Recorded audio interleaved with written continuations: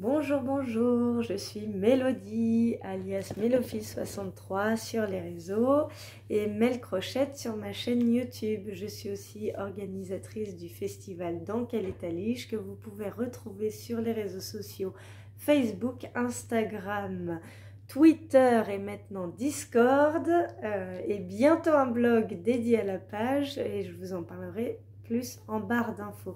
Mais on n'est pas là aujourd'hui pour parler du festival et de tous les projets de Dans quel état lige. On est là aujourd'hui pour parler de moi et des livres que j'ai reçus, que Elliot a reçus pour Noël et mon anniversaire et que j'ai acheté juste avant Noël. Voilà. Alors, tout de suite, je vais vous parler dans l'ordre chronologique de Noël. En fait, ce qui s'est passé, c'est qu'on a passé Noël dans un chalet à la montagne, pas très loin de chez nous, avec ma famille, donc mon frère, ma mère et son conjoint, ma sœur, avec leur conjoint à chaque fois, et puis notre petite famille, Elliot, Guillaume et moi. Et j'avais envie, donc c'est la première année en fait qu'on loue un chalet comme ça pour une semaine à la montagne.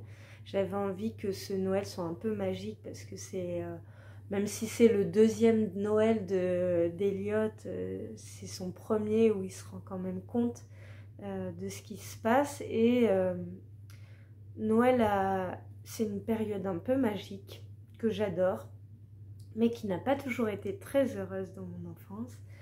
Et du coup, j'avais envie de mettre en place des rituels de bonheur, comme je les appelais, pour que, ben voilà, chaque année, on puisse un peu partager en famille plus élargie, je dirais. Et du coup, suite à ça, j'avais envie, en fait, de mettre en place un rituel, comme on peut regarder le fameux film de Noël en famille. Nous, on est plutôt livre à la maison, même si je regarde des films, hein, c'est pas le problème, mais on est plutôt livre. Et du coup, j'avais envie de mettre en place un rituel de lecture de livres de Noël en famille. Donc pour ça, je suis allée un peu écumer les librairies juste avant Noël, ce qui n'était pas forcément une bonne idée parce que tous les livres de Noël étaient déjà un peu partis. Mais bon, c'est comme ça. J'avais repéré une maison d'édition qui me tentait bien et celui que je voulais absolument, il était en rupture de stock de toute façon partout, donc c'était pas la peine d'y penser. Mais à la place, j'en ai pris un autre qui est super et je pense que je vais essayer chaque Noël d'acheter un de leurs albums qu'on lira le jour de Noël. Il s'agit de la maison d'édition Quilin. Voilà. Et en fait, ils font des albums notamment sur la pop culture. Et du coup, ils reprennent des films de ma génération notamment. Et ils les remasterisent pour en faire un album. Et donc, j'ai acheté Gremlins, le Noël de Gizmo. Alors, j'avais regardé Gremlins juste avant de le lire pour voir s'il y avait bien toutes les infos. Donc, voilà comment se présente l'album. Il est assez grand, comme vous pouvez le voir, par rapport à un poche, voilà, dont je parlerai tout à l'heure. Il est assez grand. J'adore franchement les illustrations. Je les kiffe trop. Alors, le texte, c'est de la traduction. Donc, je ne sais pas si le texte, c'est parce que il se voulait vraiment très simplifié, très simpliste. Enfin, voilà. Il est très très simple, le texte. Il résume des scènes du film. Par contre, les illustrations, elles sont croustillantes. Voilà. Elles sont vraiment croustillantes. Et en fait, j'adore parce que, eh bien, c'est vraiment des illustrations qui sont des scènes du film. Par exemple, celle-ci, vous avez la scène du film. Voilà. Vraiment, cet album, je le recommande grandement parce que si vous êtes comme moi et que vous adoriez les Gremlins, franchement, il est génial. Cette maison d'édition, ils ont fait aussi Maman, j'ai raté l'avion, Maman, j'ai encore raté l'avion, Retour vers le futur, E.T., enfin plein d'autres. Des films de notre enfance, pour ceux qui sont trentenaires, quarantenaires, je dirais. Des films de notre enfance.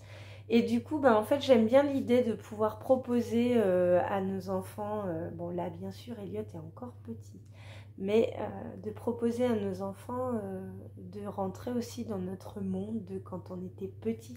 C'est assez marrant parce que du coup, on voit un moment un magnétophone, enfin, des choses que maintenant les jeunes de nos jours ne connaissent plus. Bref, je vous laisse sur ces jolies... J'ai choisi la bonne page, en plus c'est magnifiques illustrations. Donc ça, c'est un des livres qu'on a lu le jour de Noël avec ma famille. Elliot a regardé les illustrations, mais je vous avouerai que c'est quand même un peu violent, Gremlins, en personnage. Donc voilà, j'ai pas plus fait que ça. Et le deuxième livre qu'on a lu le jour de Noël, lu par mon frère qui est acteur, donc en plus avec une belle voix et tout, c'était génial. C'était « Quelqu'un m'attend derrière la neige » de Timothée de Fombelle et c'est illustré par Thomas Campi. Donc voilà, c'est un court roman, un conte comme on pourrait dire. Il y a des illustrations qui sont magnifiques. Le format est plutôt sympa. Voilà, c'est pas très grand, c'est presque aussi grand qu'un poche, c'est un peu plus large. Je vous lis le résumé pour vous donner envie. C'est la nuit de Noël, un livreur de gelati désenchanté file dans son petit camion jaune entre l'Italie et l'Angleterre. Une hirondelle venue d'Afrique s'entête à voler vers le nord dans le froid de l'hiver. Invisible, un troisième personnage avance dans la même direction à travers la neige. Il joue sa vie en secret. Dans un conte de Noël qui ouvre le cœur, Timothée de Fombelle imagine la rencontre miraculeuse de trois destins. Je l'avais vu l'année dernière passer sur les réseaux, je l'avais vu en librairie, j'avais pas osé l'acheter, enfin voilà. Et là je me suis dit, franchement c'est un joli conte pour la période des fêtes, j'ai envie de le découvrir. Et je vous avouerai que vraiment, c'est super bien écrit, c'est poétique. L'histoire, le destin de ces trois personnages, il est juste splendide. Alors oui, il y a des moments où on a un petit peu envie de verser notre larme, mais en même temps, c'est l'esprit de Noël, je dirais, le partage, l'espoir et voilà, la rencontre de personnes qui ne sont pas forcément toujours très, très entourées, mais qui vont pouvoir avoir de l'espoir aussi en voyant d'autres gens. C'est vraiment magnifique, je vous le conseille fortement. Donc ça, c'était les deux livres qu'on a lus le jour de Noël. Celui-ci, on le relira volontiers. L'autre aussi, mais je pense que j'achèterai un autre album aussi pour l'année prochaine. Ensuite, on passe au cadeau de Noël qu'a reçu Elliot. Et donc, bon, il a reçu plein d'autres choses, hein, beaucoup trop. Mais il a reçu des livres. Je lui avais mis celui-ci sous le sapin, qui est La lueur du soir, de Ruth Simons et Carolina Rabbey, j'espère que je le dis bien. C'est chez les éditions Cagiman. C'est un livre déjà qui est juste splendide. Voilà, c'est plus ou moins un pop-up en fait. C'est pas vraiment un pop-up, mais c'est plus ou moins un pop-up. Il y a des choses à découvrir. C'est sur les lueurs du soir. Un conte magnifique, magique. Bref, j'adore. Et j'ai vu qu'il y en avait plein dans de cet illustrateur. C'est juste magique. Voilà. Donc ça, c'était pour celui-ci. Mon frère lui a offert un livre qui est... il est encore un peu petit pour ce genre de livre, mais franchement, il est croustillant. Le loup en culotte. Je ne sais pas si vous connaissez. C'est aux éditions... Je suis en train de chercher parce que je ne trouve pas. Aux éditions d'Argo. Merci les Belges. C'est un scénario de Wilfried Lupano, les dessins et couleurs de Maya Naitoz et la participation amicale et artistique de Paul Coué. Comme ça.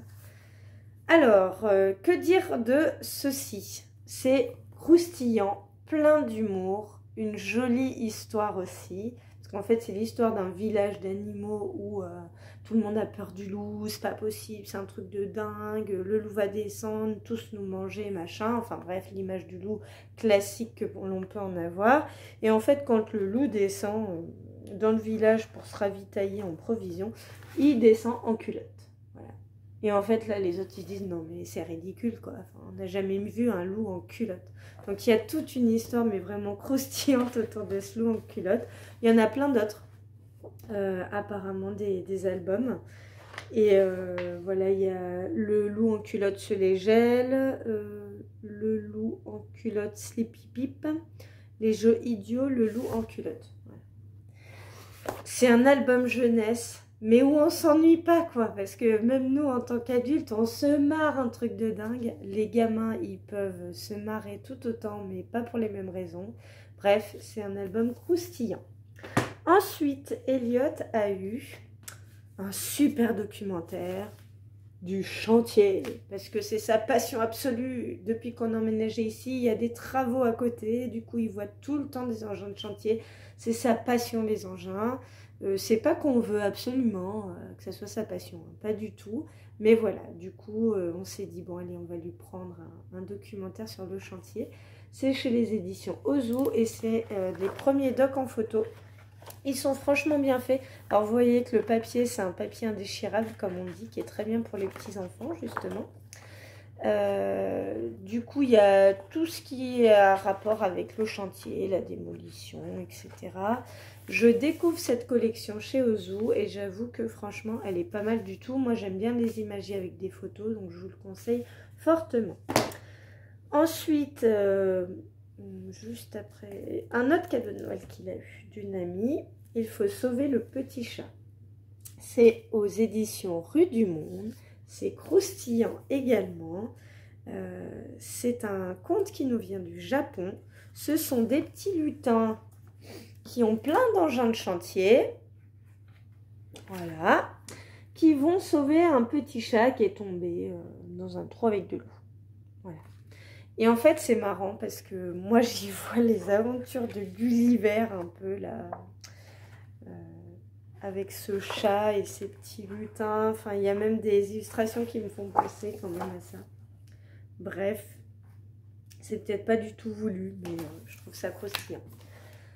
J'ai utilisé beaucoup de fois le mot croustillant, là, je ne sais pas pourquoi. Du coup, ce livre, non seulement les illustrations sont géniales, l'histoire est toute choupie, c'est très adapté pour les tout petits parce que, vous voyez, il y a très peu de texte. Je trouve ça génial parce qu'en fait, il y a plein de détails et du coup, ils peuvent regarder, montrer, etc. C'est super sympa, j'adore. Voilà, c'est dans la collection Les Petits Bonshommes. Et enfin, juste après Noël, parce qu'il n'a pas été assez gâté, j'ai dû l'emmener chez le médecin. Et du coup, c'est rare que je fasse ça. Mais là, j'ai dit, pauvre chéri, il est malade depuis plusieurs jours, il a les dents qui poussent à nouveau, bref, je sais pas pourquoi j'ai fait ça. Bref. Des fois, quand on est maman, on n'est pas rationnel, raisonnable, tout ce que vous voulez. Je lui ai acheté un petit doc sur les tracteurs. Alors, vous voyez, c'est marqué pour 4-7 ans. Mais en fait, ça marche aussi pour les plus petits. Hein. Donc, la maison d'édition Milan. Donc, c'est un documentaire sur les tracteurs. Et j'avais même pas fait gaffe à ça quand je l'ai acheté. Comme quoi, voilà, je suis câblée comme ça. Ce que je trouve génialissime, c'est que si vous observez bien ces illustrations, ce que je trouve génialissime, c'est que il y a énormément de diversité culturelle qui sont représentées dans ce livre, mais aussi de types de famille, etc. Et ça, je trouve ça génialissime. Voilà. Parce que en 2021, c'est ce que j'attends de maisons d'édition. Qu'elles parlent à tous les enfants, tous les parents.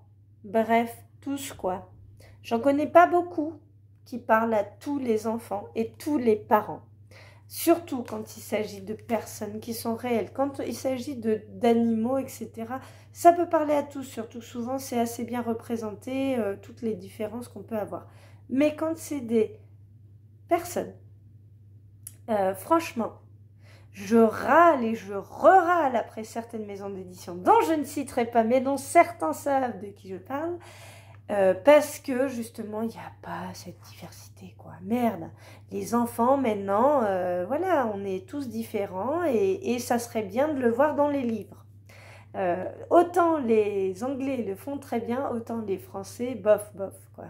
Bon, là, j'en vois qui vont râler, etc. Je m'en fous, je dis ce que je pense. Je suis très contente de trouver des maisons d'édition qui parlent à tous les enfants, tous les parents, etc. Voilà. Jugez par vous-même. Donc, je suis hyper contente. Merci Milan d'avoir trouvé des documentaires. Alors, certes, moi, je suis friande des photos ou des images qui sont très, très réalistes. Moins d'illustrations, mais ils sont très, très bien faits aussi. Donc, je suis contente d'avoir trouvé une maison d'édition qui fasse attention à tout cela. Donc, j'en rachèterai volontiers. C'est un petit format, ils sont à 7,60. C'est génial. Maintenant que j'ai fait ma pub pour la jeunesse, je vais passer à la vieillesse. Pardon, j'ai beaucoup d'humour aujourd'hui. Je suis fatiguée, ça se voit sans doute, du coup, voilà. Non, sans déconner. On va passer d'abord à l'ado. Donc, non, on va passer au cadeau de Noël que j'ai eu. D'abord, je vous présente les magnifiques livres que l'on m'a offerts à Noël. C'est la première année qu'on m'offre des livres, donc j'en suis très contente. Parce qu'en fait, j'adore les livres. Mais j'ai toujours adoré ça, mais c'est vrai que ça fait pas si longtemps que ça que je me suis remise à la lecture de romans à proprement parler ou d'autres choses que des revues scientifiques ou techniques. Et du coup, je suis contente qu'on m'ait offert des livres à Noël. Parce que oui, il faut savoir que mon anniversaire est juste après Noël, donc souvent j'ai plus de cadeaux parce qu'en gros, on fait un gros tas et on me dit c'est pour ton Noël anniversaire. Voilà, donc j'ai eu plus aussi par rapport à ça. Mon chéri m'a offert le livre tant attendu par tellement de monde, Mon automne cosy, qui est un livre auto-édité par Caro from Woodland sur Instagram, et donc Caroline Millet dans la vraie vie. Voilà, c'est un livre déjà rien que quand on l'ouvre. Voilà, il y a plein de trucs qui tombent. Oui, parce qu'elle met plein de goodies, marque-page. Ça c'est quoi? C'est la petite carte de remerciement, une carte, bref, c'est trop beau, c'est trop génial et puis j'aime bien mettre tout ça dedans. Alors déjà, c'est illustré et écrit par Cesson. Non mais regardez-moi les illustrations, rien que ça déjà. Je suis très friande de ce genre d'illustration. Ensuite, la mise en page, elle est juste géniale, voilà. Le format, j'étais un tout petit peu déçue du format, vous comprendrez pourquoi. Allez, par rapport à un brochet, voilà, c'est pas beaucoup plus grand. Je pensais que ça serait un peu plus grand quand même, parce qu'il est à 29 €. Je sais que les livres auto-édités, ça coûte cher aussi, hein, mais je pensais qu'il serait un peu plus grand. Bon, après, il est super sympa, donc je lui en veux pas du format. Voilà. Là, c'est elle avec son chien. Et puis, c'est une ode au cocooning, etc. Enfin, bref, j'adore, quoi. C'est sur l'automne, on est en hiver, mais je suis trop friande de ça. Ensuite, ma sœur a voulu me faire passer un message, je crois, et m'a offert Les Infréquentables, 40 histoires de femmes, sans foi ni loi, aux éditions First Edition et en partenariat avec le magazine Cosette. Ce livre est juste une pépite. Donc vous avez, alors la mise en page, on en parle, moi j'adore, bref, c'est voilà, un très très beau livre. En plus, j'en ai pas beaucoup des très beaux livres, donc je suis trop bien contente. Ça veut rien dire, trop bien contente, mais vous avez compris l'idée. Et donc, on a à chaque fois des catégories de femmes infréquentables, n'est-ce pas? Et on a, par exemple, voilà, la scandaleuse philosophe. Et puis, on a des anecdotes, on raconte un peu sa vie. Vous avez des photographies, des tableaux. En fait, j'adore ce genre de bouquins. Je kiffe grave. En plus, c'est le genre de bouquin que je lis en parallèle de plein d'autres parce que du coup, je lis un portrait, après j'en lis un autre, voilà. C'est... comment? Ah oui, j'adore. Il faut que je vous lise le résumé quand même. Donc, une journaliste d'investigation à la fin du 19e, ça n'est pas commun. Tout comme une femme qui fait le tour du monde en voiture en 1922. Une reine qui mène d'une main de fer son armée au XVIIe, on n'y croyait pas. Quant à voir une sculptrice devenir femme d'affaires pendant la Révolution française, 3 petits points. Il nous fallait des preuves. Les destins de Nellie Bly, Aloha Wonderwell, Anna Zing, ou encore Marie Tussaud nous les apporte. Les 40 femmes qui peuplent les pages de ce livre ne sont ni polies, ni gracieuses, ni soumises. Qu'elles aient accompli des exploits comme James Barry, qui s'habillait en homme toute sa vie pour pouvoir exercer la chirurgie, ou braver la loi comme la brigande Marion du Faouët, qui volait les riches pour donner aux pauvres, elles ont toutes pris leur destin en main, dépassant la condition que leur réservait leur statut de femme. Faisant fi des conventions, des dictats imposés par leur sexe, elles ont tout fait pour réaliser leurs rêves et atteindre leur but, devenir impératrice, réaliser des films ou défendre les SDF, quitte à faire preuve de violence ou de cruauté, parfois même à sacrifier des vies. Mettons un terme à la légende paternaliste selon laquelle les femmes sont forcément angéliques, douces et dévouées. La fréquentation de ces infréquentables vous le démontrera. Les femmes aussi peuvent être capables de tout, du meilleur comme pour du pire, Et ça, je trouve ça génial, parce que bon, c'est un portrait de féministes, hein, clairement, mais qui sont clairement infréquentables, quoi. Enfin, voilà. C'est pas des gentilles petites filles qui ont juste qui se sont battues pour la cause des femmes, certes, mais pas que, quoi. Enfin, voilà. On parle de brigands, etc. Ce livre, c'est juste une pépite. Je vous en reparlerai sans doute quand j'aurai fini, mais ça sera pas tout de suite. Et enfin, ma maman m'a offert le 2e tome chez Améthyste Édition de Azilis Salvador et Camille Pellissier qui sont sur Instagram. Il y en a une qui est naturopathe et d'autres je ne sais plus. J'avais acheté l'automne, j'avais trouvé vraiment très bien. Donc là, elle m'a offert l'hiver qui vient de sortir, les saisons bien-être. Je vous en reparlerai plus tard. Voilà pour mes cadeaux. Et pour les cadeaux que je me suis fait avec l'argent que j'ai eu pour mon anniversaire, du coup, je me suis acheté Les Mystères de l'Arcipème, tome 1, chez Gallimard Jeunesse, voilà, qui a été écrit par Lucie Pierre-Apajot, parce que ce n'est pas moi qui ai fait l'interview dans le festival Dans quel état lige, parce que je ne connaissais pas son œuvre, mais du coup, elle m'a fortement donné envie de la connaître. Donc, Les Mystères de l'Arispème, pas l'Arcipème, pardon, l'Arispème, le sang jamais n'oublie, c'est un univers victorien, très steampunk. Et ce qui m'a donné envie de le lire, c'est parce que justement, il y a aussi des personnages qu'on rencontre pas forcément tout le temps dans la littérature de jeunesse. C'est diversifié au niveau culturel, c'est diversifié aussi au niveau des héros. Donc j'ai très hâte de me plonger dedans. Et celui-ci, ça a été un coup de folie, je sais pas, bref. J'ai commencé un projet avec Dans quel état lige, avec le groupe, je dirais, des membres très privilégiés de Dans quel état lige, qui va, en fait, l'objectif c'est de faire connaître la littérature de jeunesse qui parle des SDF, des sans-abri, des gens de la rue. Du coup, je me suis attelée à la tâche en essayant de trouver un maximum de livres autour de ce thème-là et de regarder un peu qu'est-ce qui était sorti récemment en littérature de jeunesse sur ce thème-là. Dans mes recherches, je suis tombée sur En plein vol de Manon Fargeton et Jean-Christophe Tixier. Voilà. Je n'en parlerai pas plus ici, mais je pense que ça va être un coup de cœur. Et du coup, j'ai envie de lire tous ces autres livres à Manon Fargeton. Parce que, voilà.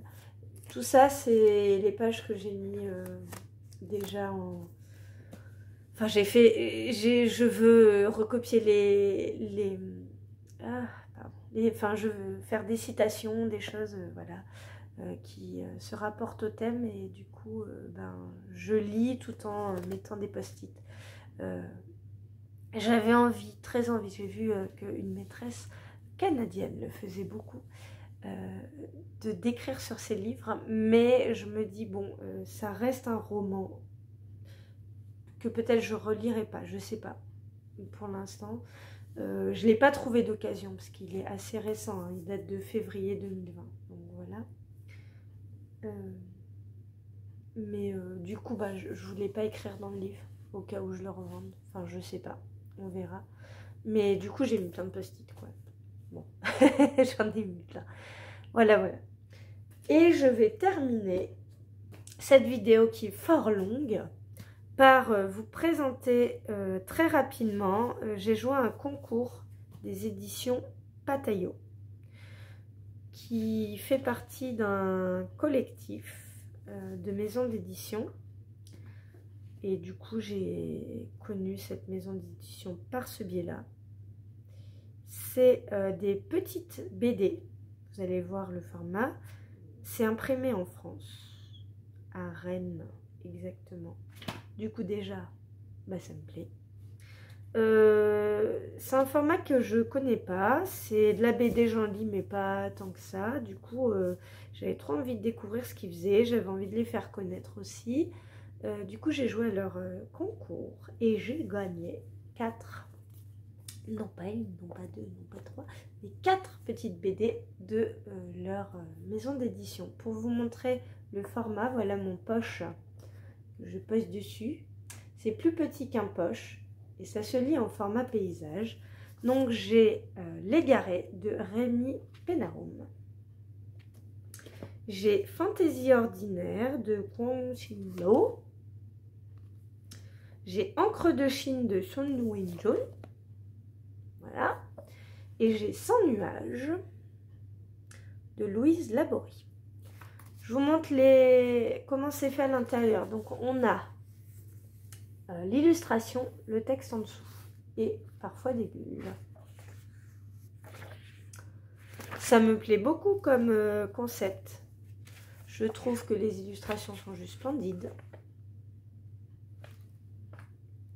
J'ai pas fait gaffe, ça. C'est drôle. Ah ouais, d'accord. Ah, c'est trop drôle en fait.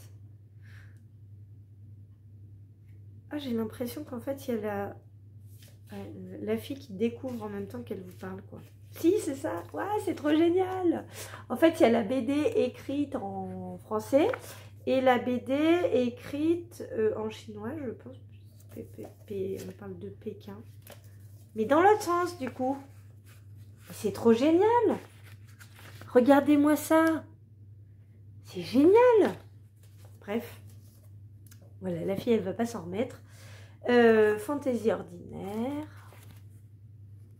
C'est des graphiques. Ah oui, alors Fantaisie ordinaire, oui, c'est pour ça que j'ai choisi celle-ci. Parce qu'en fait, ils m'ont fait choisir dans les livres qu'ils ont déjà édités. Et Fantaisie ordinaire, en fait, c'est écrit en partition de musique. Je trouvais ça génial. Bref. Voilà. Et L'Égaré, je vous montre. C'est 4 coups de crayon qui sont très très différents les uns des autres. Et en fait, j'adore le principe. J'adore le format. J'adore déjà d'avance, j'adore comment c'est construit, quoi. J'ai hâte de me mettre dedans. Et c'est 10 € le petit livre à chaque fois. Donc voilà. C'était pour vous présenter la maison d'édition Pataillot. Je vais finir là parce que sinon on va pas s'en sortir. J'avais pas envie de faire plus de 30 minutes en plus. Peut-être que je ferai une vidéo plus créative, je ne sais pas. On verra. En tout cas, ce format de vidéo reviendra sans doute un peu par ici.